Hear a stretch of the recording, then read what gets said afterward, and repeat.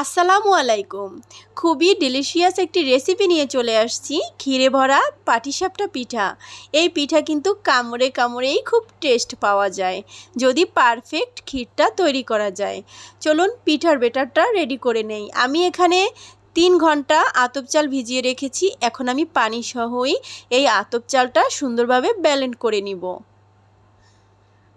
তো আমার ব্লেন্ড করা হয়ে গেছে, এখন আমি একটা বাটিতে ঢেলে নিচ্ছি। পিঠা তৈরির জন্য পারফেক্ট একটা ব্যাটার তৈরি করে নিচ্ছি। আমি এই ব্যাটারের ভিতর দিয়ে দিচ্ছি 1 কাপ পরিমাণ আটা। তারপরে একটু পানি দিয়ে ভালোভাবে একটা ব্যাটার তৈরি করে নিব।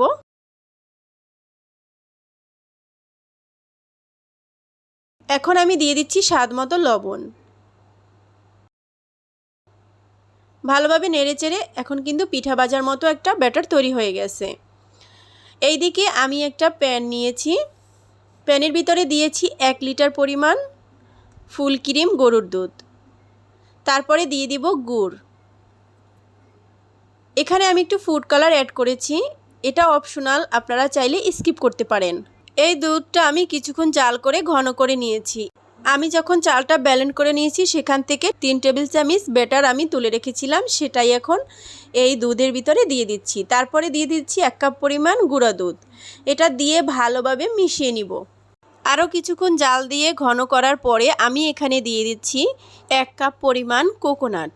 আমার হাতের কাছে কাঁচা কোকোনাট ছিল তাই আমি ওটাই দিয়েছি। আপনারা চাইলে এখানে ড্রাই কোকোনাটও ইউজ করতে পারেন, কোনো সমস্যা নাই। তো আমার ক্ষীরটা কিন্তু রেডি হয়ে গেছে। এখন পিঠাগুলি ভেজে নেওয়ার পালা। এখানে একটা প্যান দিয়ে তেল দিয়েছি, একটু তেল ব্রাশ করে নিয়েছি। এক্সট্রা তেলটা আমি একটা টিস্যু দিয়ে তুলে নিচ্ছি। তারপরে এখানে 1.5 চামচ পরিমাণ ব্যাটার দিয়ে একটু ঘুরিয়ে দিলেই কিন্তু সুন্দর একটা রাউন্ড শেপের পিঠা তৈরি হয়ে যাবে। তারপরে একটু ঢাকনা দিয়ে 5 মিনিট রাখলেই পিঠা কিন্তু হয়ে গেছে। এখন একটা চামিচ দিয়ে এখানে ক্ষীর দিয়ে নেব পরিমাণ মতো।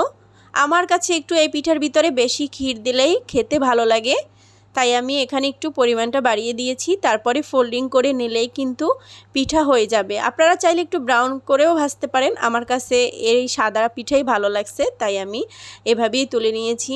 দেখুন সবগুলো পিঠা কতটা লোভনীয়।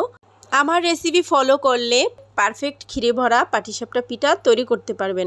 এই ছিল আজকের রেসিপি। আল্লাহ হাফেজ।